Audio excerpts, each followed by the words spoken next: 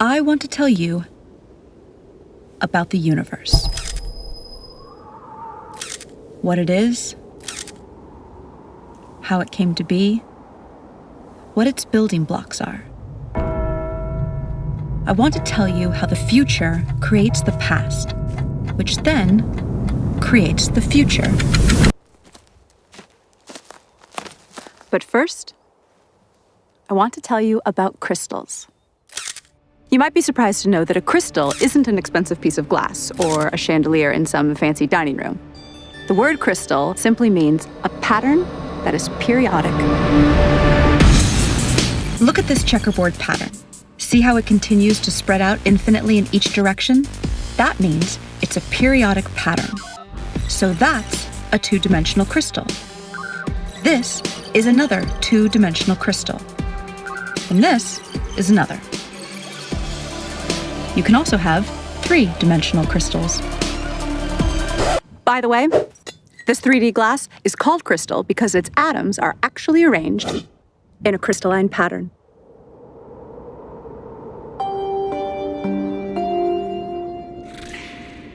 So, see how I'm projecting this three-dimensional crystal to a two-dimensional image on the sand? See how the 2D projection looks distorted because of the angle of the projection? That 2D image also has a pattern, but it isn't periodic. So, it's not a crystal. But there's a deep connection between the 2D object on the sand and the 3D mother crystal. This distorted 2D pattern is called a quasi-crystal. A quasi-crystal in a certain dimension, in this case 2D, is a projection of a crystal in a higher dimension, in this case 3D. A group of physicists in Los Angeles is working on a new physics theory where a particular 8D crystal, yep, that's right, an 8-dimensional crystal, is projected to 4D at a very particular angle, which forms a 4D quasi-crystal. And from this 4D quasi-crystal,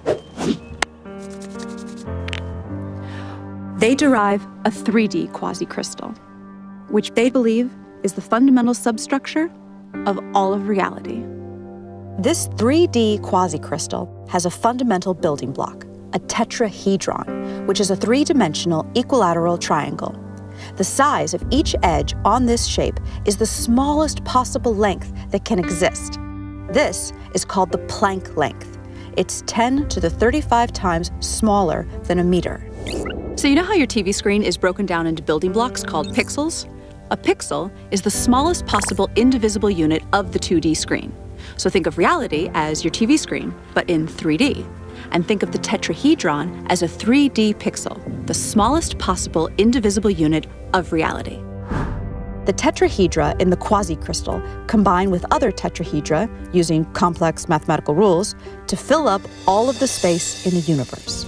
Each tetrahedron only has a few specific states in which it can exist at any given moment. And because of the rules of how these pixels connect to each other, if one tetrahedron is in a certain state, this dictates the states of many other tetrahedra throughout all of space. But here's the weird thing. If a certain tetrahedron can be in any one of just a few possible states in a given moment, who or what chooses the state it should be in at any given moment? Well, for such a choice to be made, we need to scientifically, mathematically, and logically bring in a new element into physics. And that element is consciousness. If you're not a scientist, you might be surprised to learn that nobody actually knows the exact value of the speed of light. We have a close approximation, but not the exact value. The closest we can get to measuring it has to do with the precision of our machines. But no matter how precise our machines get, we will never be able to measure the exact speed of light without a theory that tells us what it is and why it is. And none of the current physics theories do that. Oh, look, Professor Einstein, you look so cute. So I look pretty here? Yes, yes. No, wait, that's my bad side. But if I go... Ja, das ist gut. What if I stick out my tongue like this? Bah! Sehr gut. Oh. Our best physics theories, Einstein's theory of relativity and quantum mechanics, both use the speed of light as a starting point. In other words, they use an inexact measurement of the speed of light without explaining why it is, what it is, or why the universe even has a speed limit in the first place. We need a new theory. And such a theory is what the physicists and mathematicians of quantum gravity research in Los Angeles are working on. They call it emergence theory, and it will, really for the first time ever, provide an explanation for the speed of light and the other constants, such as Planck's constant and the fine structure constant. Basically, what is needed is a theory of everything, a theory that explains the very fundamental aspects of reality.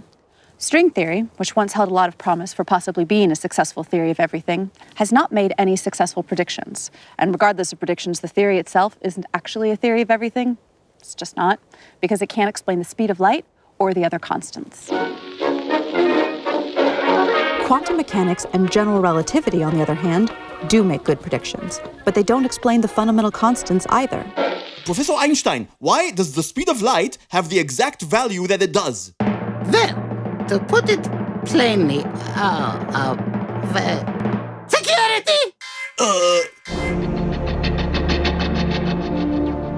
So what clues does nature offer us for what a theory of everything should look like?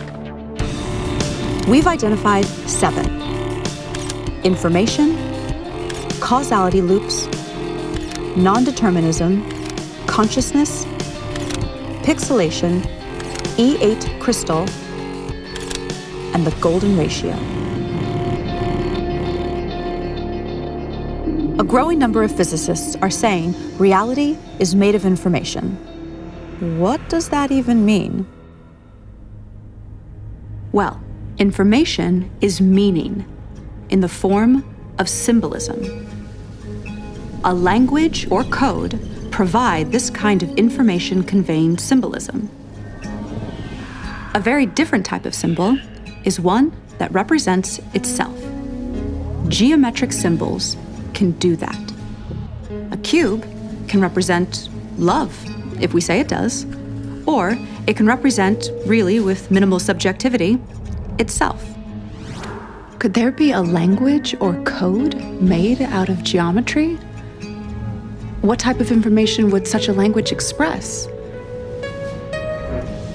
Quantum physics theory and classical physics indicate that reality is made of information, and there is no evidence that reality is made of anything other than information. Many physicists agree with this, and many don't. But those that don't agree that reality is made of information have no explanation for what reality is, if it's not information. Gentlemen? Reality is made of information. Nope. Yes, it is made of information. No. Okay, so what is it made of if not information? Energy. Energy is information. That's stupid. Energy is the potential for a particle to change its position. Potential is information. Energy is information. No. It's information. Then what is it? Not information. Then what is it? Not information.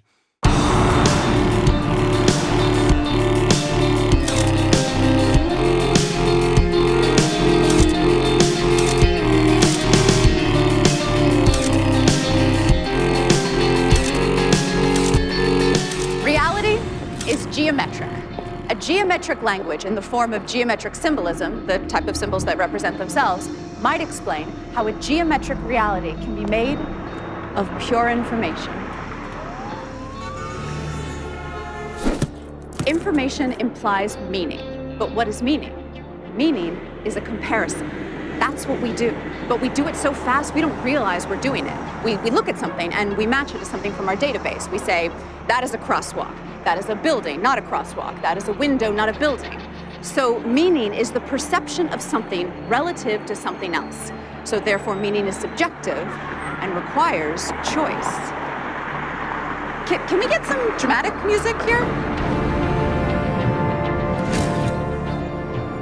Because meaning is subjective, for it to even exist, it needs to be perceived or measured by some form of consciousness. Einstein showed how the past and the future exist simultaneously in one geometric object. So all time exists all the time. Let me say that again. All time exists all the time. I know that sounds kind of weird and unintuitive, but we have to kind of suspend our common sense.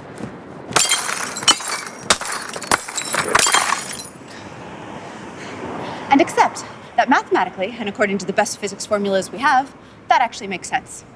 So, let's visualize the geometric object that Einstein spoke about as a block. Remember the tetrahedra, the building block pixels of reality I told you about? Now imagine the entire universe, everything, everywhere, in one frozen moment in time. Like a single frame in a movie. In this one frame, all of reality everywhere appears frozen in this one position. Let me give you an analogy. In a movie shot on 35mm film, there are 24 frames a second. There's no actual movement in a movie. There's just a sequence of frozen frames. Now remember how I told you about the Planck length of space, which is the smallest length possible? Well, there is also a Planck length of time, and it is much shorter than 24 frames a second. In fact, it's 10 to the 44 times shorter than a second. Okay, so back to our frozen frame of reality. The entire universe in one frozen moment, one frame. But instead of a frame in a movie, it's a frame in all of reality. Now, imagine the next frame. Each frame is different from the previous one, just like in a movie.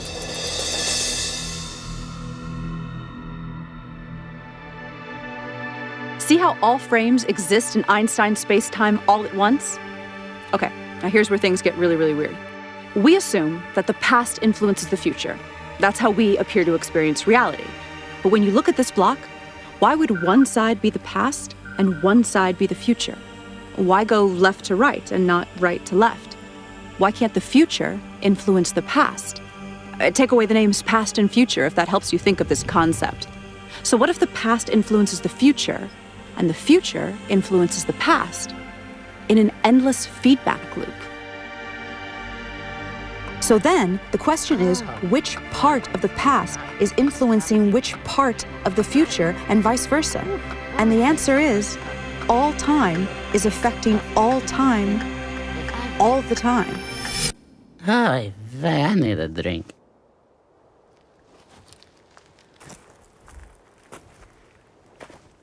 Is this even possible?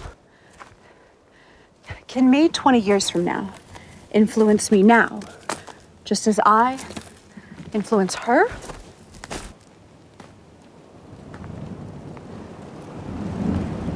So can me 5 minutes from now influence me 10 minutes ago, just as me 10 minutes ago influences me as a baby, just as me as a baby influences me on my deathbed? This is too weird to even grasp. But everything we know says this is the way it is. Am I stoned?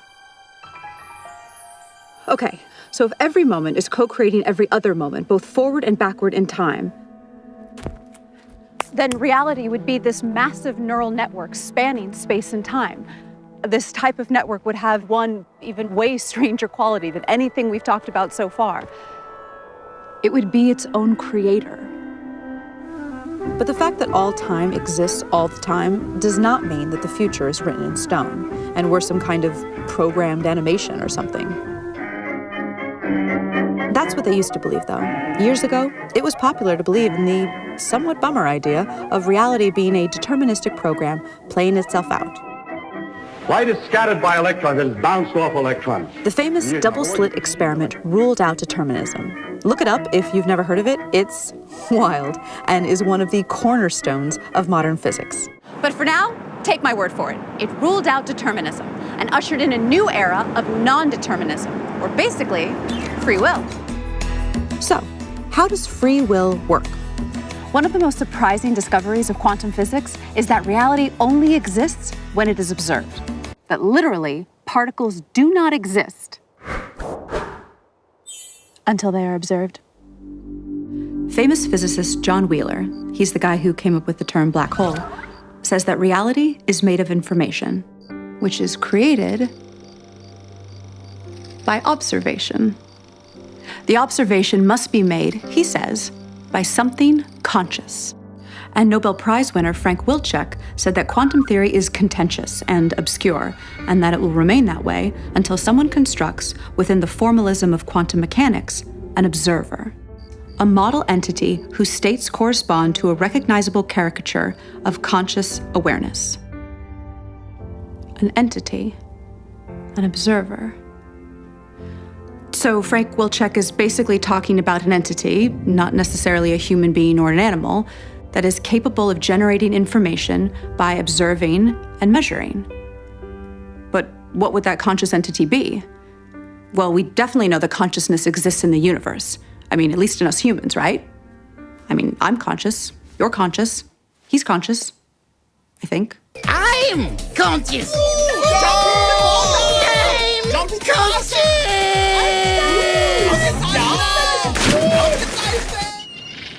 Consciousness relates deeply to physics in ways not yet fully understood. In fact, consciousness is kind of like one of the least understood things in all of science. Nobody knows exactly what it is. Weird, right? So if reality is pure information, if everything, energy, matter, thought, if it's all information, then it becomes clear that reality deeply ties into consciousness in some way, as if the fundamental stuff of reality is somehow consciousness. Did consciousness and information somehow emerge in a causality feedback loop? German physicist Werner Heisenberg developed the first equations of quantum mechanics using a type of math called matrix theory. He deduced that space and time were pixelated into indivisible three-dimensional Planck-length units, just like the two-dimensional pixels on your computer screen. It's good to be made of pixels. The mathematics indicated this. Mathematics. I love mathematics. Your pizza, Professor. And pizza. Oh, I love pizza. Especially pixelated pizza. And interestingly, there was no solid experimental evidence for smooth, in other words, not pixelated, space-time. Pizza. Not pixelated. Not pixelated. Pixelated. We are not pixelated. Not pixelated. Yes, you are, morons. Your mother is pixelated. This is smooth. There is no evidence of that. And the mathematics show it is pixelated, so it must be pixelated. Oh, that's interesting. Bullshit. It must be pixelated. Bullshit, bullshit, bullshit, bullshit. On the other hand, most scientists agree that a length can be no shorter than the Planck length, which suggests reality is pixelated. There is no length shorter than the Planck length. That means reality is pixelated. I'm not pixelated. I'm not. Dude, you're kind of being a little like one of those people who deny evolution because they can't handle the fact their ancestors were monkeys. Are you a monkey? Huh? Are you a little monkey?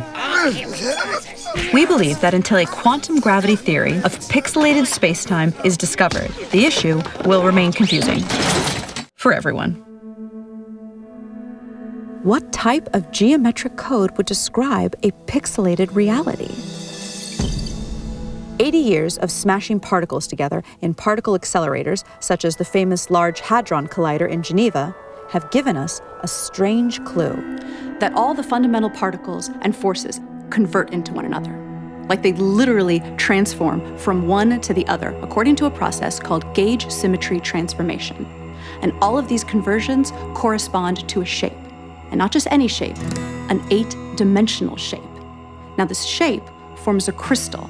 Now remember, crystals are periodic patterns of a certain shape, like that checkerboard is a 2D crystal made up of squares. So this crystal is of a particular 8-dimensional shape, and this crystal is known as the E8 lattice.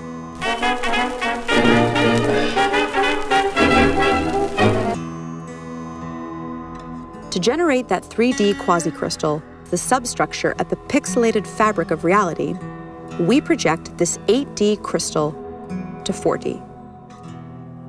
And then we convert that to 3D. Now, just like the basic cell shape of the 3D cubic lattice is the cube, the cell shape of the E8 lattice is an 8D shape with 240 vertices. We call it the Gaussian polytope. When the Gaussian polytope is projected to 4D, it becomes two identical shapes of different sizes. The ratio of their sizes is a unique number, 0.618, also known as the golden ratio.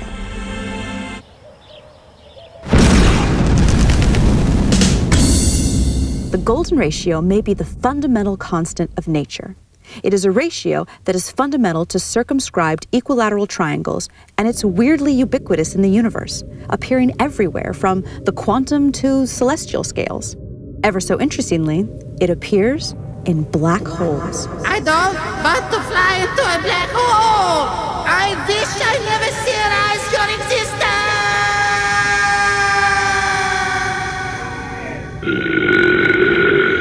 Okay, let's get serious for a second. Here are 3 quick facts for you science heads.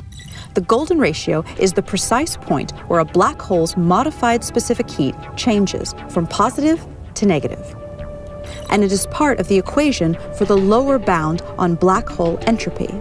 The golden ratio even relates the loop quantum gravity parameter to black hole entropy. Why does this support the claim that the golden ratio is the fundamental constant of nature? Because a theory of everything must unite general relativity with quantum mechanics, and a black hole is where these two theories converge at their limits. Okay, so bear with me through some really weird math right now, and I'll reward you with some amazing footage of John Malkovich getting a pie in the face. There's a type of mathematics called matrix mathematics. No, not that type of matrix.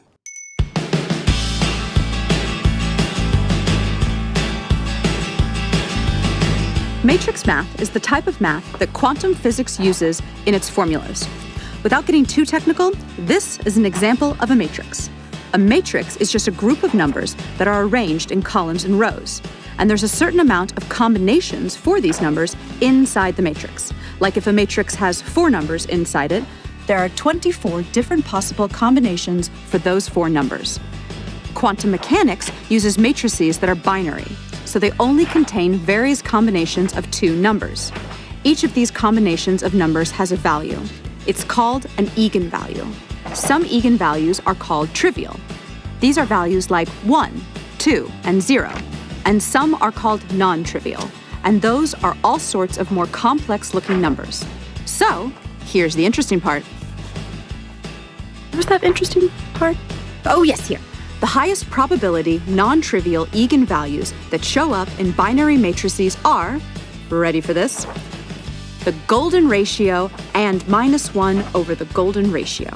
So we now see a deep link between black holes and quantum mechanics because the golden ratio appears deeply in both black hole physics and in quantum mechanics.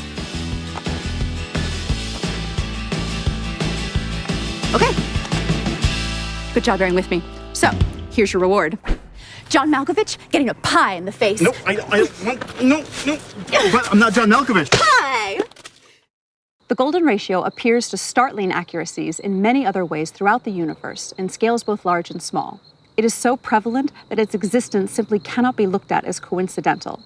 In the past, the appearance of this ratio has usually been ignored by scientists because they had no way to explain it. So interest in it was considered the stuff of amateur scientists. But now, for the first time, a rigorous quantum gravity theory is being developed, which predicts the golden ratio's existence, literally, everywhere. So what would a theory of everything look like that answers these 7 clues we just presented? Information, causality loops, non-determinism, consciousness, pixelation, E8 crystal, and the golden ratio. So we think reality is a mosaic-like code or language at the smallest scale of reality possible, which is called the Planck length.